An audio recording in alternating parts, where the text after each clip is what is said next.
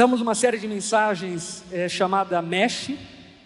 Falamos acerca do casamento durante essa porção do ano separado para falar sobre relacionamentos amorosos, nesse tema chamado Mesh. E temos falado até aqui sobre coisas tão importantes, cruciais para o casamento. Falamos sobre o poder para o casamento, falamos acerca do que é o casamento, e hoje falaremos sobre a essência do casamento. Creio que muita coisa que nós vamos aqui aprender através da palavra será de muita valia para a tua vida conjugal. Quem aqui é casado, levante sua mão. Glória a Deus por isso, será de muita valia para a tua vida conjugal, e também para os solteiros, uma espécie de escola, para que quando vier a tua hora, você esteja preparado para encarar o casamento da forma devida. Quem aqui é solteiro, levante sua mão. Glória a Deus, estamos orando por vocês. Aleluia. Então, enfim, eu peço a você extrema atenção e principalmente temor. Eu acredito que uma das coisas que nós precisamos aqui de antemão entendermos e compreendermos é que essa daqui é uma igreja cristã, amém? E como toda igreja cristã, deveria ter a palavra de Deus como palavra de Deus. Talvez, infelizmente, surjam algumas igrejas pseudo-cristãs que não têm a palavra de Deus como norte, como encaminhamento daquilo que deve ser vivido pela igreja, pelo povo de Deus. Aqui, diferentemente disso, nós pregamos a palavra, doa o que doer, seja o que for, e inclusive se contrariar o espírito dos nossos dias. Muito daquilo que nós vamos ouvir hoje através da palavra, sem sombra de dúvida, contraria diversas filosofias que permeiam os casamentos e que, por sua vez, trazem mazelas terríveis para o casamento. E muitos de nós, ignorantemente, abraçamos essas filosofias, essas ideias, essas concepções de casamento de maneira equivocada e acabamos sofrendo as consequências por nos desviarmos do caminho de Deus. E eu creio que nessa noite nós receberemos aí um trilho da palavra de Deus para que sigamos em cima desse trilho. Vamos então falar sobre a essência do casamento. Esse tema todo nós estamos conversando em cima do capítulo 5 da carta aos Efésios. E eu vou ler aqui o versículo 31, só de modo introdutório, porque nós, na verdade, vamos fazer uma exposição aí de Gênesis no capítulo 2. Mas, para que entendamos o gancho de Efésios para Gênesis, eu quero ler Efésios capítulo 5, verso 31, o que a palavra nos diz. A palavra diz: por isso, o homem deixa pai e mãe, se une à sua mulher, e os dois se tornam um só. Por isso, o homem deixa pai e mãe, se une à sua mulher, e os dois se tornam um só. O apóstolo Paulo aqui, ele está mencionando uma passagem do Antigo Testamento, na verdade do primeiro livro da Bíblia, na verdade na porção criacional da Bíblia, que é Gênesis capítulo 1, 2 e 3, quando Deus então cria o homem, cria a mulher e estabelece o casamento. Paulo está citando Moisés lá no Antigo Testamento, quando disse exatamente essas palavras: o homem deixa a casa de pai e mãe, se une a essa mulher e as duas se tornam uma só carne. Aqui contemplando e manifestando o que é o casamento. Essas palavras, por mais que sejam breves, elas carregam implicações enormes e desdobramentos que precisam ser avaliados, notados, reparados por todos nós. Na verdade, aquilo que o apóstolo Paulo aqui está dizendo é que o casamento, em essência, é uma aliança, é um pacto, é um acordo, uma aliança firmada do homem com a mulher, que se tornam independentes dos seus pais, se unem em uma nova instituição chamada casamento, e aí então vivenciam o casamento em sua plenitude. Dietrich Bonhoeffer vai dizer que não é o amor que sustenta a aliança, mas é a aliança que sustenta o amor. E essa frase de Bonhoeffer, ela é extremamente valiosa para nós, porque de certa maneira somos induzidos nesses dias a vivermos o casamento enquanto durar o amor. Você já ouviu aquela frase? Que nós fiquemos juntos enquanto o amor for eterno, alguma coisa do tipo. que nos amemos enquanto o amor é eterno, algo do tipo.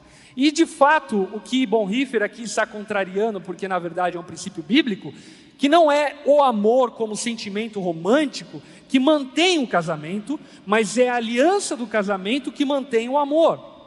Em outras palavras, você ama porque tem uma aliança. Você não tem uma aliança porque ama. Porque você tem uma aliança, então você deve sustentar o amor e agir apaixonadamente por sua esposa, ainda que não esteja apaixonada por ela. Portanto, casamento em essência é uma aliança, já dando esse spoiler de antemão. E essa aliança, ela precisa ser entendida nos seus aspectos amplos. A aliança do casamento não é uma aliança meramente civil, mas a aliança do casamento, sobretudo, é uma aliança vertical. Aliás, quando o casamento é feito da maneira devida, ainda que os noivos não notem, na cerimônia conjugal existe espaço e existe uma conotação de uma aliança feita entre o casal e Deus.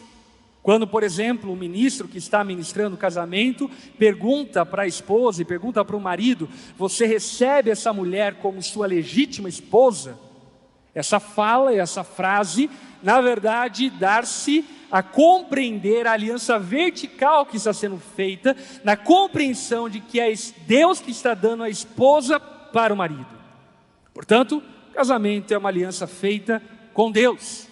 E por consequência, também, casamento é uma aliança feita de maneira horizontal, ou seja, do homem com a sua esposa. Quando, por exemplo, no casamento, quando ministrado da maneira correta e bíblica, o ministro vai então perguntar e dizer para aquele marido: olha, dê os seus votos agora para sua esposa. E ele vai dizer: eu te recebo, meu legítimo marido. Ela vai dizer: e prometo diante de Deus e dessas testemunhas ser fiel, amar-te, respeitar-te na alegria, na tristeza, na saúde e na doença, todos os dias da minha vida. Esses votos, meus irmãos, não é uma declaração de amor. Amém? Esses votos é o compromisso fincado no ato conjugal. Eu me comprometo com a minha esposa e a minha esposa se compromete comigo. E ali então é estabelecido o casamento. Casamento, portanto, meus irmãos, é uma aliança, casamento é um pacto. E sendo uma aliança, sendo um pacto, nós precisamos compreender a profundidade disso. Porque quando entendemos que o casamento é uma aliança e um pacto, o que nós estamos aqui declarando é que nosso casamento não deve estar suscetível às ondas de emoções que passam por nós e nos arrastam. Pelo contrário, as nossas emoções devem estar submissas ao compromisso feito com o marido, ao compromisso feito com a esposa. Aquilo que sustenta o amor é a aliança. Para que nós entendamos mais profundamente as implicações, desdobramentos e profundidade disso, vamos para a cerimônia conjugal realizada por Deus, lá em Gênesis capítulo 2, no verso 15 em diante, quando é narrada a cerimônia celebrada por Deus no casamento de Adão e Eva, a primeira família estabelecida na terra e que serve de padrão, parâmetro, como as outras que deveriam viver. Gênesis capítulo 2, versículo 15. Você deve conhecer minimamente a Bíblia e sabe que Gênesis capítulo 1 é a narração da criação. Capítulo 2, Deus então aqui está falando sobre o sexto dia da criação, quando Deus cria o homem e coloca o homem então no jardim. A descrição bíblica do verso 15 em diante é a seguinte: o Senhor Deus colocou o homem no jardim do Éden para cultivá-lo, tomar conta dele. Portanto, o homem, meus irmãos, ele tinha trabalho. Repete comigo: trabalho. O homem não ficava vagueando no jardim do Éden, ele trabalhava. Trabalhar é uma bênção, e uma bênção de Deus. É claro que entendemos a partir do capítulo 3 que o trabalho foi amaldiçoado, mas originalmente o trabalho é uma bênção. E ainda que o trabalho seja penoso e difícil, sobretudo ele é uma bênção de Deus, e aquele que trabalha, sem sombra de dúvidas, é edificado por meio do trabalho, e como a própria palavra diz, se torna homem, porque quem não trabalha não é homem. Verso 16. Mas o Senhor Deus lhe ordenou: coma à vontade dos frutos de todas as árvores do jardim, exceto da árvore do conhecimento do bem e do mal. Se você comer desse fruto, com certeza morrerá. O Senhor Deus disse: não é bom que o homem seja só, farei alguém que lhe ajude e lhe complete. Portanto, Deus aqui dá ao homem a sua liberalidade para que o homem usufruísse daquele belo jardim chamado Éden, deleite, descanso, e usufruísse de toda a criação, como sendo uma criação feita para usufruto dele. Mas Deus salienta e presta atenção do homem para que ele observasse uma exigência: o homem não deveria comer da árvore do conhecimento do bem e do mal, pelas implicações que ela tinha de demonstrar a rebelião, a rebeldia e a independência que o homem, ao comer desse fruto, acabaria vivenciando. E aí então, Deus, isso é fantástico, Deus olha para o homem e diz: não é bom que o homem esteja só. Por quê? Deus criou o homem conforme a sua imagem e semelhança. Tendo criado Deus o homem conforme a sua imagem e a sua semelhança, nós não podemos ignorar o fato de que Deus é trino: Pai, Filho e Espírito Santo. E quando Deus então cria o homem é um indivíduo, não uma comunidade. Não sendo então uma comunidade, Deus olha para a solidão que o homem tinha, porque não tinha ninguém para que ele pudesse compartilhar a sua vida e a sua história. Olha para essa solidão e percebe: não é bom que o homem seja só, porque existe um padrão que é proveniente de Deus, que toda a criação precisa viver em sociedade, precisa viver com outros elementos que corroboram e que de alguma forma possam compartilhar da sua mesma natureza. Então Deus já declara: eu vou fazer para você, homem, alguém que lhe ajude e lhe complete. Glória a Deus por isso, não é mesmo? Continuando o texto, verso 19. O Senhor Deus formou da terra todos os animais selvagens, todas as aves do céu, trouxe ao homem para ver como chamaria. E o homem escolheu um nome para cada um deles. Deu nome a todos os animais domésticos e a todas as aves do céu e a todos os animais selvagens. O homem, porém, continuava sem alguém que o ajudasse e o completasse.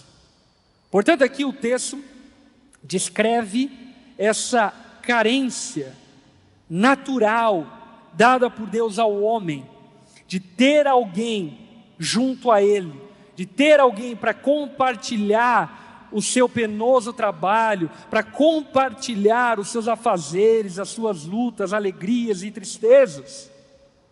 O homem olha para toda a natureza e não vê ninguém que o complete. Porque aqui nós percebemos um padrão que não pode ser ignorado. Seres humanos, por mais que tentem antropologicamente e equivocadamente dizer o contrário disso, seres humanos são distintos de todo o restante da natureza. Seres humanos não são animais.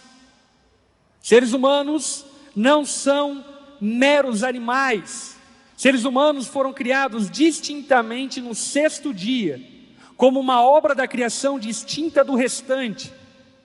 Apenas os homens carregam a imagem e a semelhança de Deus. Portanto, o ser humano, ele olha para todos os animais, e por mais que ache legal o poodle, ele não enxerga humanidade no poodle. Cachorro não é gente, irmãos. Amém? Ele olha para todos os animais e não vê nada que complete e lhe auxilie. Existe uma carência dele, de alguém de uma natureza igual à dele. E nesse relato, nós precisamos aqui perceber algumas indicações extremamente importantes. Primeira, a superioridade da humanidade em relação ao restante da criação. Que no nome de Jesus nós cuidemos do meio ambiente e cultivemos o jardim do Éden como a palavra mesmo fala para que façamos. Mas, meus irmãos, nós não podemos diminuir o valor do ser humano. Nós não podemos olhar para o ser humano criado à imagem e semelhança de Deus, carregando a imago Dei de uma maneira vã. Nós não podemos fazer vistas grossas a seres humanos que pedem ajuda no semáforo. Nós não podemos fazer vistas grossas a seres humanos que padecem e sofrem de fome todos os dias. Não podemos fazer vistas grossas a fetos que são arrancados do ventre das suas mães através do aborto. Existe dignidade no ser humano e nós precisamos levar isso em consideração. Ainda que o homem seja superior, o homem aqui, humanidade, a todo o restante da criação, é importante também que notemos a inferioridade do homem em relação a Deus, por dois motivos muito simples. Deus é antes do princípio, e Deus cria o homem para o sétimo dia, para o dia do descanso, para que no dia do descanso adore a Deus. Portanto, o homem é inferior a Deus. Isso parece óbvio, mas em tempos de obviedade é tão importante falar isso, não é? Porque inclusive surgem algumas teologias malucas tentando equiparar a dignidade do homem em relação a Deus. E não, meus irmãos, ainda que tenhamos a imagem e semelhança de Deus, nós não somos deuses. Amém? Somos criação de Deus.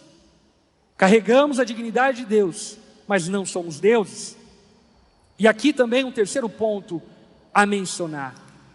A partir disso, nós percebemos também a igualdade do homem e da mulher. Não igualdade no sentido de papéis, funções dados por Deus, mas igualdade no sentido de dignidade, honra e glória. Homem não é superior à mulher e a mulher não é superior ao homem.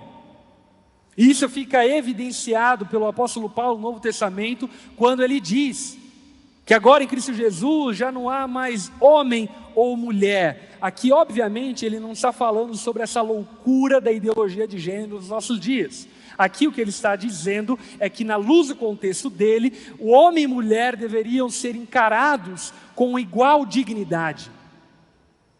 Não existe supremacia masculina, assim também como não existe supremacia feminina. E mulheres, estejam atentas, porque vocês vivem dias onde vocês estão sendo sediadas a pensarem que vocês são melhores do que os homens. Ainda que isso possa parecer um tipo de luta justa que você está percorrendo, existe uma tendência, uma tentação desses dias de tentar tratar a dignidade dos sexos opostos como sendo diferentes um do outro. E isso é dito através de frases como, por exemplo, todo homem é assim. Quando já ouviram essa frase? Se ela for aplicada à humanidade, tem razão. Toda a humanidade é assim, pecadora, depravada e precisa de arrependimento e perdão. Agora, o homem não é pior do que a mulher e a mulher não é pior do que o homem. Ambos carregam a imagem de Deus e longe de Deus estão depravados em seus pecados. Amém? Portanto, precisamos aqui ponderar a dignidade igual do homem e da mulher.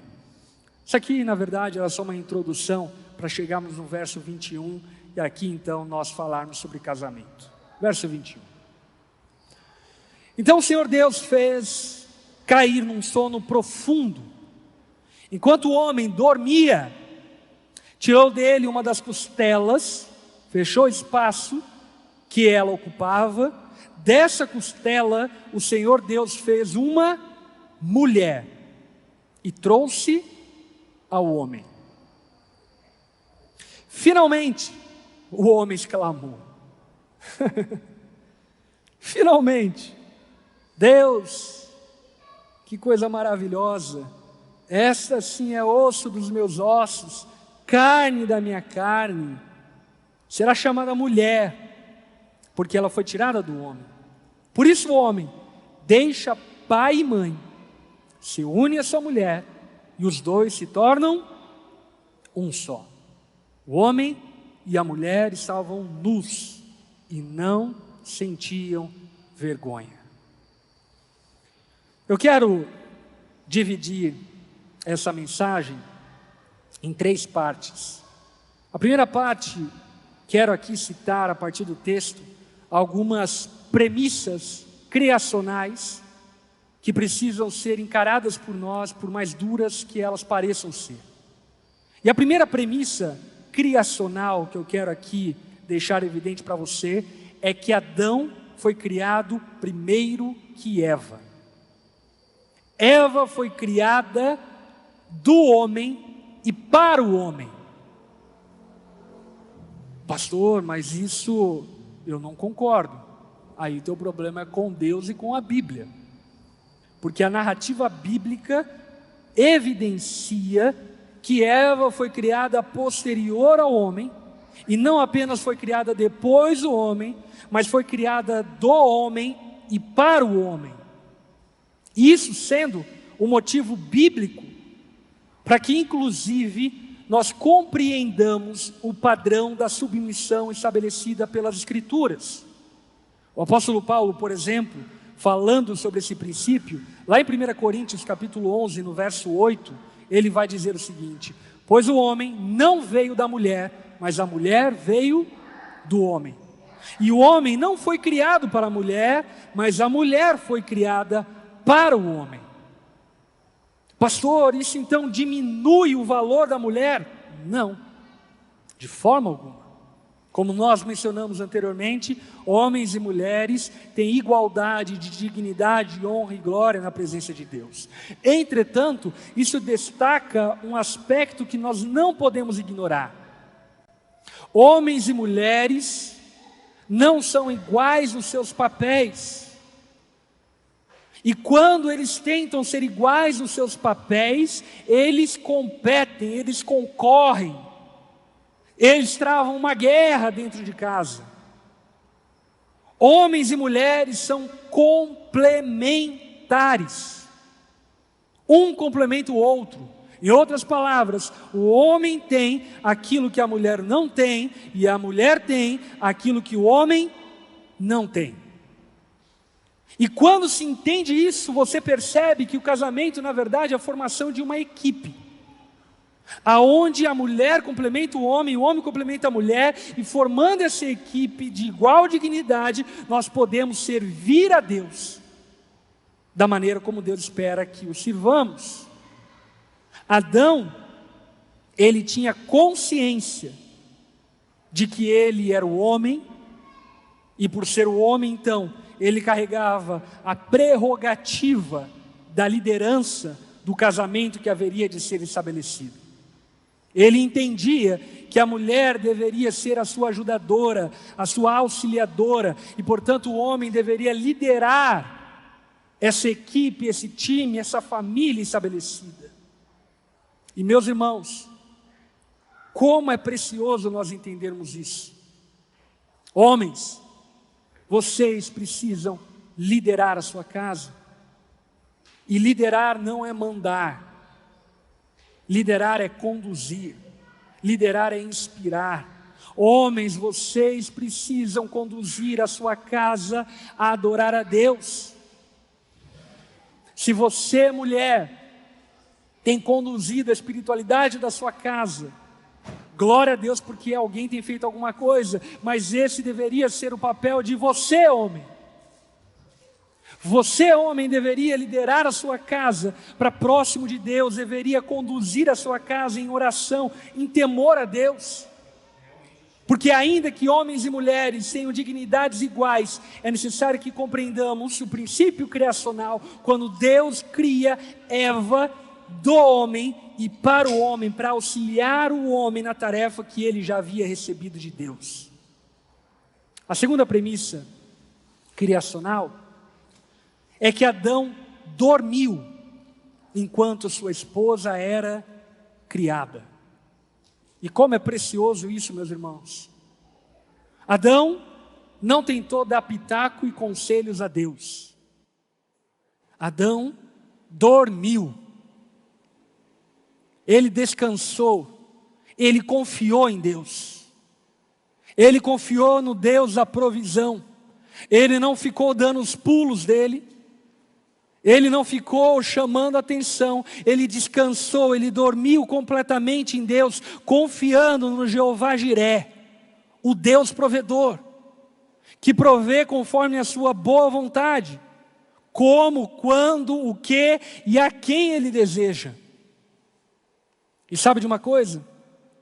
Muitos solteiros, por não entender essa premissa criacional, vivem afoitos, vivem apressados e precipitados, e acabam que, por sua vez, cometem equívocos, enganos e erros, porque simplesmente não conseguem entrar nesse lugar de sono, de descanso. E o que é curioso é que esse sono que o homem foi submetido não foi um sono comum. A palavra descreve que foi um sono extremamente pesado, ao ponto de que Deus fez uma cirurgia extremamente invasiva, tirando uma costela de Adão, e Adão não notou, não percebeu nada. Adão entrou num estado de anestesia por confiar em Deus, descansando profundamente no Senhor. Uma outra premissa criacional que precisa ser destacada é que a mulher foi criada de uma costela de Adão. Preste atenção nessa frase. A mulher foi criada de uma costela no lado de Adão, não da sua cabeça para dominá-lo, nem dos seus pés para ser pisada, mas do seu lado para ser igual a ele, e debaixo do seu braço para ser protegida por ele, e de perto do seu coração para ser amada por ele. Existe um significado profundo no fato de Deus tirar a mulher da costela de Adão e a partir dessas células tronco criar a mulher. Deus faz essa cirurgia moderníssima há milhares de anos passados, usando a costela de Adão para criar Eva a partir do homem. E aqui também fica um ponto muito interessante e curioso. A mulher completa o homem, porque ela foi tirada do homem. Tudo o que é de mulher do homem foi tirado dele. E agora o homem tem carência daquilo que ele tinha, para que então aquilo que ele tinha possa completá-lo, e assim então ele ser completo. Mas o que ainda é mais curioso disso, é que isso é uma figura, uma prefigura acerca do segundo Adão, Cristo, que foi ferido do seu lado para poder casar-se com sua noiva. Você lembra na cruz? Cristo é ferido do seu lado, e do seu lado jorram sangue para redenção e água para purificação. Adão, quando a partir dele é criado Eva, aponta para o Cristo, que a partir dele seria criado o seu povo, a sua igreja. E Paulo fala sobre isso em Efésios capítulo 5.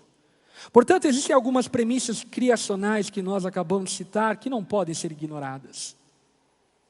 Adão foi criado primeiro que Eva. Eva foi criada de Adão e para Adão. Adão submeteu-se a um sono profundo, para que então Deus, através desse sono profundo, criasse Eva para entregar a Adão. E aqui, para mim, um dos momentos mais sublimes dessas passagens que nós acabamos de ler, é que a palavra nos revela Deus como criador do casamento. O homem sentia necessidade, mas ele não sabia qual era a sua necessidade. O homem sentia necessidade, mas ele não sabia qual era a sua necessidade. É Deus que olha para o homem, e olhando para o homem, estabelece o casamento. Esse mistério, esse milagre, que é o casamento. E o que nós observamos, é que pelo poder de Deus, homem é criado, e mulher é criada. Mas pela ordem de Deus, homem e mulher se unem, tornando-se uma só carne. E isso nos faz perceber que o casamento sem Deus simplesmente não é casamento. E nessa narração da união de Adão e Eva, a cena aqui é simplesmente fantástica, amorosa, extraordinária. Porque o texto diz que Deus, como pai da mulher, leva a mulher criada para Adão. Essa é a exata descrição do texto. O texto diz que Deus cria a mulher, e depois de ter criado a mulher, pega essa mulher e leva até Adão, conduz ela até Adão, como numa cerimônia conjugal, onde um pai conduz a sua filha, entregando a sua filha para o seu marido. E foi exatamente isso que Deus fez. E é exatamente isso que Deus faz. Homem, quando você se casou com a sua esposa, você estava se casando com alguém que Deus conduziu até você, como alguém que Deus levou até você e te confiou. Como o pai de Adão, o Senhor Deus entrega Adão para sua mulher. Adão, então, faz os seus votos. E os votos de Adão são simplesmente esses: esta é osso dos meus ossos, carne da minha carne. Ela será chamada mulher, porque foi tirada do homem. O que Adão está dizendo é: nós vamos ser um só. Você me completa, você me complementa. Adão se alegra porque olha para sua esposa e diz: era disso que eu precisava. E talvez você casado, lembre-se do dia em que você casou. E você se recorda talvez um sentimento parecido como esse: era disso que eu precisava. Eu não precisava de uma promoção do trabalho, eu não precisava de uma viagem, eu precisava exatamente da esposa que o Senhor me deu. E aqui eu te chamo a atenção para algo. Homem, a sua esposa é a maior graça terrena que você pode receber. Dentre todas as bênçãos terrenas que você pode receber, a tua esposa é o bem mais valioso que você pode receber de Deus. É a bênção mais valiosa. É o presente mais gracioso que Deus pode te oferecer. Adão sela o seu compromisso, dizendo: eu estou contigo, mulher. Vamos embora. Vamos caminhar junto. Talvez, a essa altura do campeonato, algumas pessoas olhem para o casamento e pensem que o casamento é escravidão. Ah, pastor, eu não caso porque quem casa está preso. E eu digo exatamente o contrário. Quem casa está livre. Livre do quê? Livre dos seus sentimentos inconstantes. Porque quando nós nos casamos, nós tomamos uma decisão racional de que aquela pessoa com quem estamos nos casando é a pessoa que eu preciso. Sim ou não? Sim ou não? E quando você toma essa decisão racional, você então se torna livre das suas inconstâncias emocionais, que fariam possivelmente você terminar esse relacionamento e perder a esposa que você precisa. E quando nós não entendemos a aliança do casamento, é exatamente isso que acontece. Perdemos o marido, no caso as mulheres, perdem as esposas, no caso os homens, que racionalmente eles entenderam que eram a mulher, o homem que eles precisavam. E aí então Deus, como bom pastor desse casamento, Ele oficia o casamento, dizendo: por isso o homem deixa pai e mãe, se une a sua mulher, e os dois se tornam um só. O homem e a mulher estavam nus, mas não sentiam vergonha. O relato da criação demonstra que Deus aqui estabeleceu apenas duas ordenanças iniciais. A primeira ordenança era de que o homem deveria descansar no sétimo dia, e a segunda ordenança era de que o homem, ao casar-se, deveria deixar pai e mãe, se unir à sua mulher, e os dois então se tornarem uma só carne. E isso demonstra o poder da ordem de Deus. Sabe por quê? Porque quando Deus ordena o casamento, oficia o casamento, estabelece o casamento, a esposa se torna a pessoa mais importante na vida do homem. Deixa eu dizer algo bíblico para você, homem. A sua esposa é mais importante do que a sua mãe. A sua esposa é mais importante do que os seus filhos. Deixa eu dizer algo bíblico para você, mulher. O seu marido é mais importante do que a sua família. Ele é mais importante do que seus filhos. Pastor, isso quer dizer então que meus filhos não são importantes? Obviamente que não. O que eu estou dizendo, através da Bíblia, é que para que haja estabilidade conjugal e segurança para os filhos, é necessário que assim se entenda. Por isso, esposa, quando seus filhos nascerem, não coloque seu marido em segundo plano. E essa é a sua tendência. Não coloque o seu marido em segundo plano.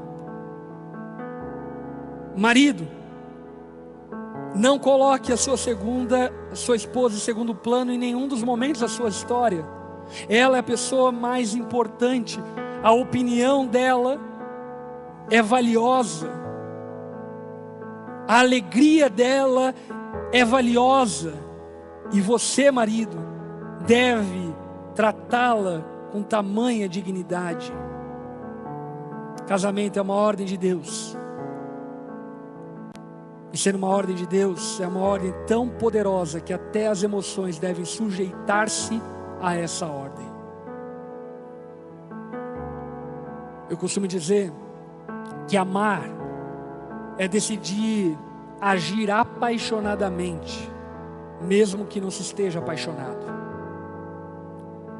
Amar é você decidir, por meio de uma aliança, agir apaixonadamente todos os dias, ainda que as suas emoções não estejam condizentes com essa atuação. Aquele que ama, assim procede.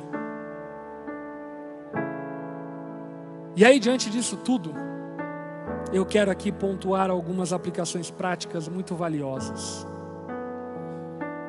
Primeira aplicação prática que eu quero que você considere, principalmente homem, é que antes de dar uma esposa ao homem, Deus deu a ele um trabalho. Posso repetir? Antes de dar uma esposa ao homem, Deus deu a ele um trabalho. Trabalho não é uma opção para o homem. Trabalho é o modus vivendi de todo homem. Todo homem deve ser dedicado ao trabalho e procurar ser o provedor da sua casa. Pastor, a minha mulher recebe um salário maior do que o meu, isso está errado? Obviamente que não, glória a Deus por ela.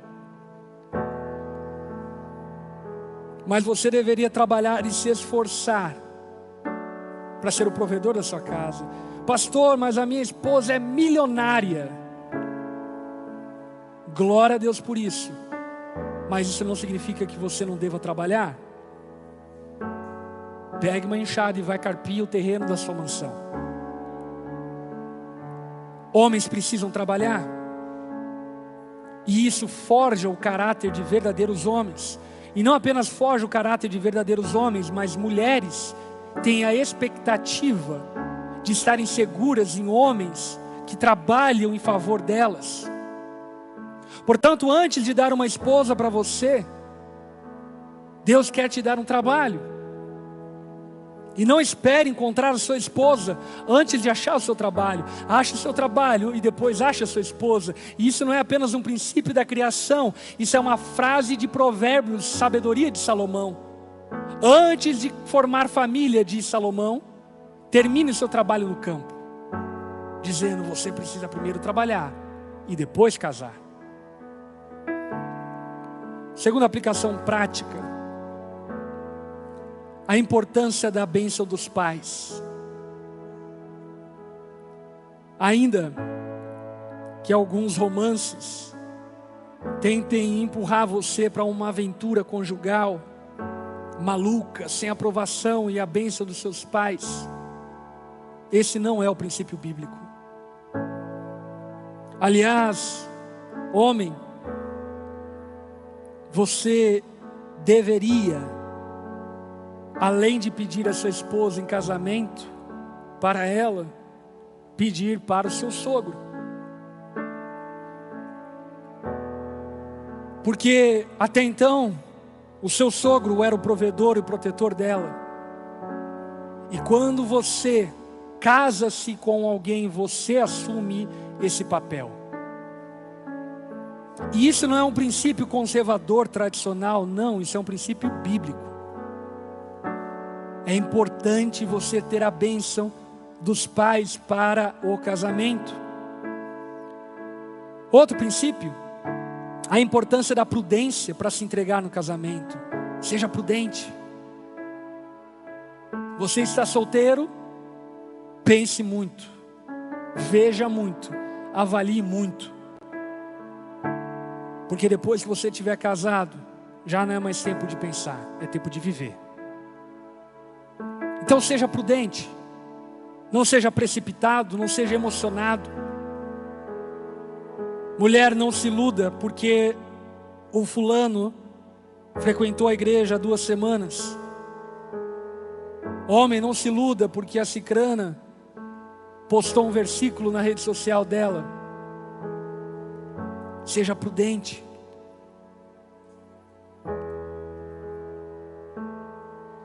O laço do casamento deve ser preservado como se preservando a nós mesmos. Nós precisamos entender essa realidade espiritual. Quando um casamento é ferido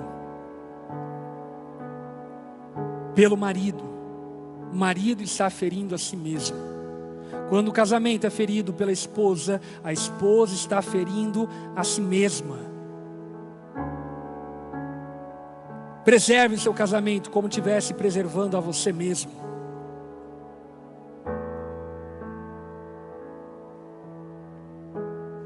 O casamento é monogâmico.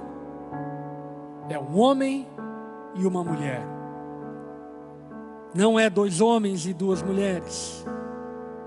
É um homem e uma mulher. Não devem ter infiltrações de terceiros na tua relação conjugal. Nem poligamia, e tampouco a prática do adultério, mesmo que consentido. O casamento é monogâmico, é entre um homem e uma mulher. O casamento é heterossexual, entre um homem e uma mulher. E o casamento precisa ser independente. O homem deixa a casa de pai, de mãe, se une à sua mulher e os dois se tornam uma só carne. Se você quer viver um casamento pleno, você vai precisar cortar os seus cordões umbilicais que ligam você à dependência do seu pai e da sua mãe. Você vai precisar se tornar independente dos seus pais completamente, emocionalmente, psicologicamente, financeiramente. Você precisa se tornar independente dos seus pais. Porque quando então o casamento vivencia todos esses princípios, vivencia todos esses valores, a palavra fala que Deus, ao encerrar o 6º dia, disse algo. O que ele disse? É muito bom. Meus irmãos, todos os dias a palavra de Deus acerca daquilo que ele havia criado é bom. Criei os macaquinhos, bom. Criei o céu, bom. Criei os luminares, bom. O mar, bom. Deus cria homem e mulher, une no casamento. E qual é a fala de Deus? É muito bom. Casamento é muito bom, mas só é muito bom se você viver conforme os princípios de Deus. Não adianta você avaliar o casamento como ruim se você não vive de acordo com os princípios estabelecidos por Deus. Viva os princípios estabelecidos por Deus e usufrua daquilo que Deus define como muito bom. E não apenas isso, nós encerramos citando o versículo 25 de Gênesis 2. O homem e a sua mulher viviam nus e não sentiam vergonha. Perceba, meus irmãos, a beleza, a pureza, a alegria, a plenitude que havia entre o homem e a mulher. Um não sentia vergonha do outro. A relação sexual dos dois era plena. Não havia essa coisa de apagar a luz. Porque ambos estavam estabelecidos em um lugar seguro, protegido, onde o homem sabia quem era, onde a mulher sabia quem era, e onde os dois acataram as demandas que o casamento exige. E por isso, eles estavam seguros nesse lugar. Eles não sentiam vergonha. Viver o casamento é muito bom, mas desde que você viva o casamento essencial. E o casamento essencial é uma aliança entre você e Deus, entre você e a sua esposa. Amém. Baixe tua cabeça, feche seus olhos.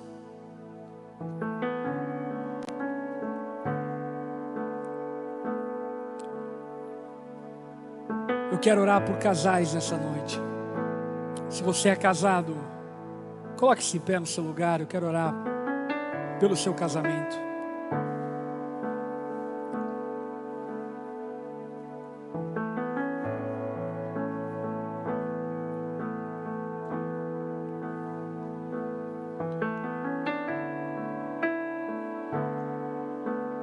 Senhor Jesus, preserva esses casais, Pai. Guarda-os sob a sua poderosa mão. Não permita se desviarem dos princípios que regulam o verdadeiro casamento, mas que os homens assumam de maneira honrável a sua posição de liderança dentro das suas casas, para que as esposas, de maneira dócil e amorosa, possam ser aquilo que o Senhor as chamou para ser. Nós clamamos a Ti, Pai, dá-nos lares harmoniosos, não concorrentes, não um lugar de contendas, brigas, mas um lugar de plena alegria, onde a vergonha não tem espaço.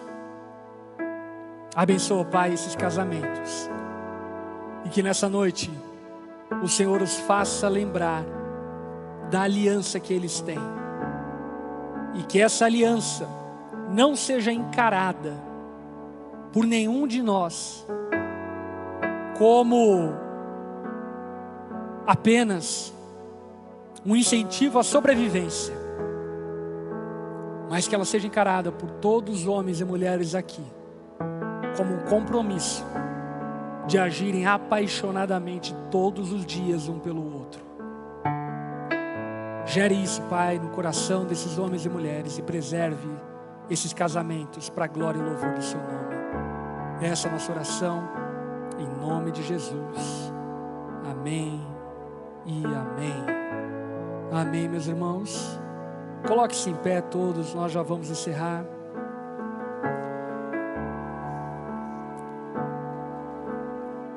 A essência de um casamento é a aliança firmada entre o homem e a mulher.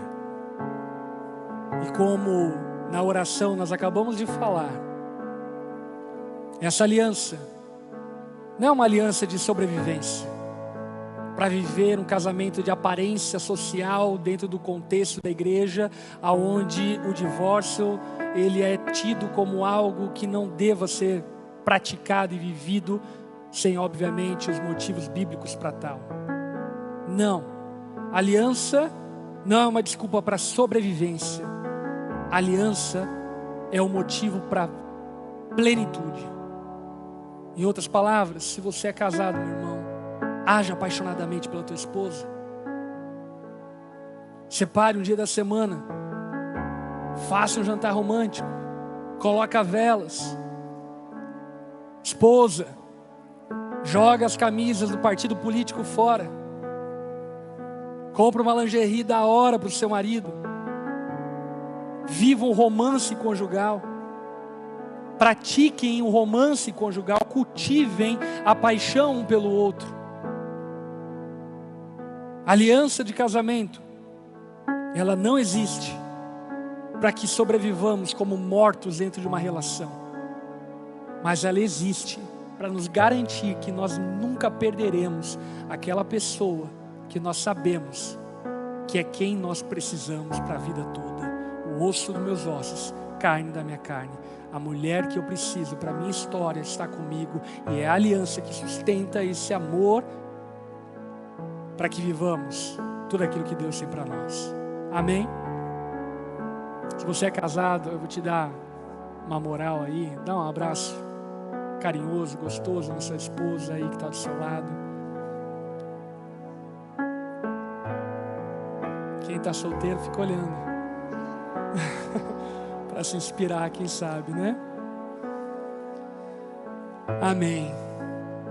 Quero relembrá-los do Familiarizando. Vai ser muito especial. Começamos no domingo que vem. Semana, fique atento ao link para fazer a sua inscrição e participar do Familiarizando. Tenho certeza que você vai ser muito abençoado E obviamente você fará isso se quiser ser membro dessa igreja local. Amém? Deixa eu orar por sua vida, orar pela tua semana. Estenda as suas mãos como recebendo. Senhor Jesus, obrigado por esse tempo que nós tivemos juntos para adorar, cultuar ao teu nome. Obrigado por sermos tua igreja, teu povo. Obrigado, Pai, por termos a verdade em tempos de trevas e escuridão.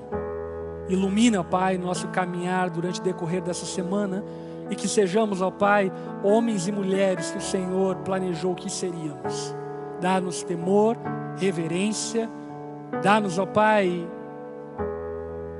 amor e busca pela sua presença em um viver santo.